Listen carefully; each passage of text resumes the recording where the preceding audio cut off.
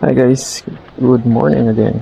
So, upgrade for today is yung grill, radiator grill ng Veloce. This is metal. Ito kasi plastic. So, I think similar siya ng Venturi na ganito din. Plastic yung stock. And then, meron siyang bolt pitch sa ilalim. And then sa ibabaw. So, ito naka-cover yung clip. Problem natin is kung paano natin bubuksan to.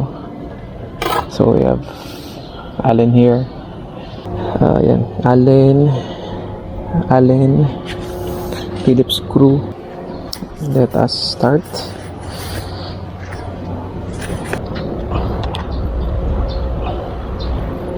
So yan, natanggal na natin yung bolt dyan.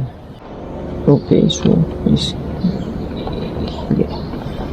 konting wiggle lang to aside. And let's see if matanggal natin yung clip sa ilalim. Yeah, so that's it. Tatanggalin natin yung bolt. Okay, and then sa kabila meron lang siyang hook dito. Ano yun, nakikita. So, kailangan lang siyang i-wiggle. Matanggal lang yung parang hook. I mean, hook dun sa ano. So, let's go.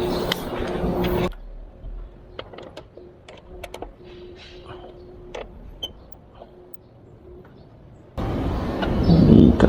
Tata. Chat yung clip niya, dalawa. Dito yan. Dito yung dalawang clip.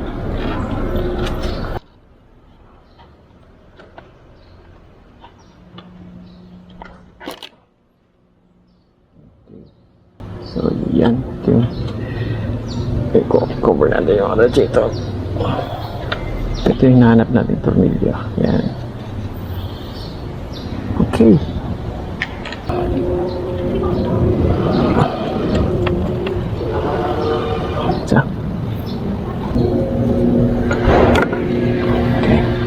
Ilalim.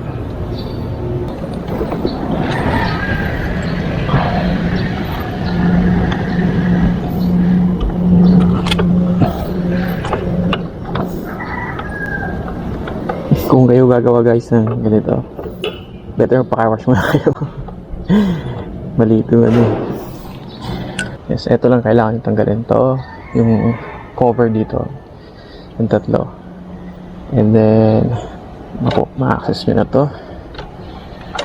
Okay, tanggalin na natin itong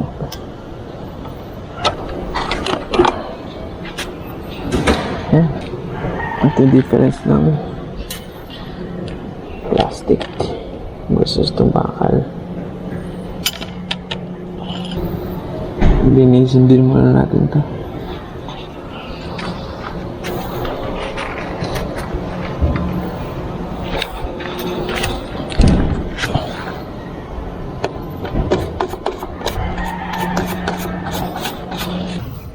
Yung mga maliliit na bato, yan, sumushoot dun sa loob ng radiator kasi ito kasing orange stock natin, medyo malaki butas, kaya itong tinabili natin mas maliit. So at least kahit pa paano, this would help na hindi masyadong sumuksok yung mga maliliit na debris sa loob. So isa din yan sa reason bakit gusto natin palitan tong stock na grill ng Veloce. O kahit ang Venturi nyo, I think same lang din naman. So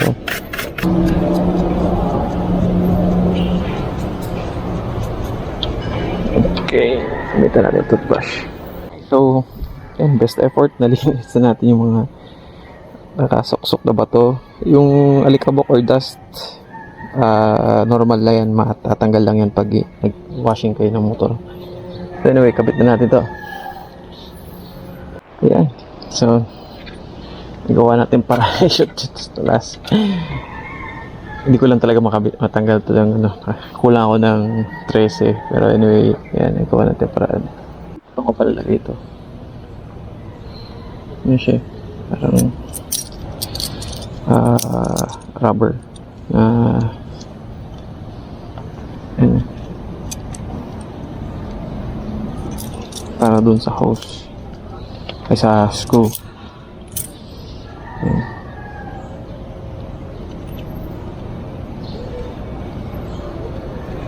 Kasi nagbabibrate yun eh. Lagay mo lang dito.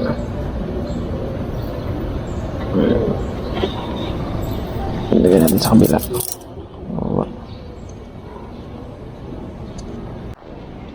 Importante din to guys kasi ito yung magiging parang damper nung screw kasi nga bakal yung screw eh. So kailangan yung lagyan ito. Okay. Yan, lagay lang siya dito.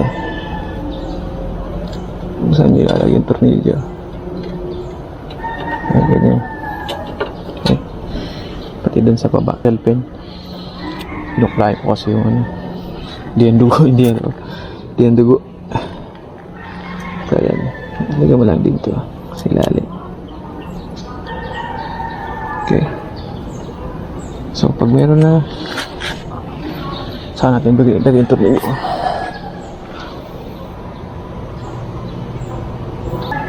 Try natin yung butas dito sa ano.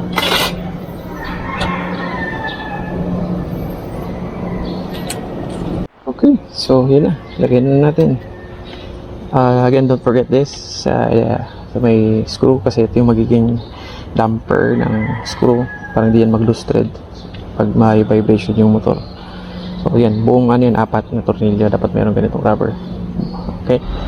So, since we're done, kabit na natin ito. Balik na natin. Okay.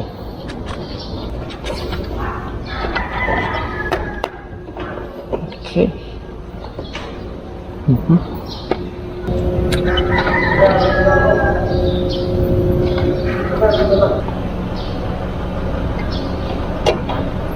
Balik naman natin sa kabila. So, ito. Yung clip sa baba. Taas. Then, stop. Ayan. Yun. Ito. Kasi, para dagdag lang na insulation ito.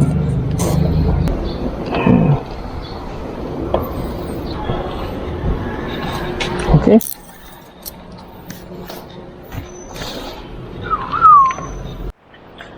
Okay guys, okay, we're done. And yan, pinalit natin tong bagong radiator grill. Ito yung stock. So kung unang mapapansin nyo, mas malaki yung butas ng stock. Yan, and then ito mas maliit. And yan, pumapasok yung maliliit na debris sa loob nung ano natin, nung radiator. So ito yung pinili natin. And then ano lang, wala masyado yung design. I'll post below yung link kung saan nyo mabibili to. And then yun nga, ito lang kailangan nyo tanggalin, itong 3 tornilyo dito. And then wiggle nyo ng konti, matatanggal to. And that is it. Ganun siya kasimple lang i-upgrade or i-palitan. So kung mapapansin nyo yung mark ng putik nandito, kaya medyo yung slant natin ng konti. So ganyan yung konti, dito lang siya. And then yeah, I think pretty solid naman to. Happy tayo sa upgrade or update na ginawa natin dito. So see you guys on the next video. Thank you for watching. Bye.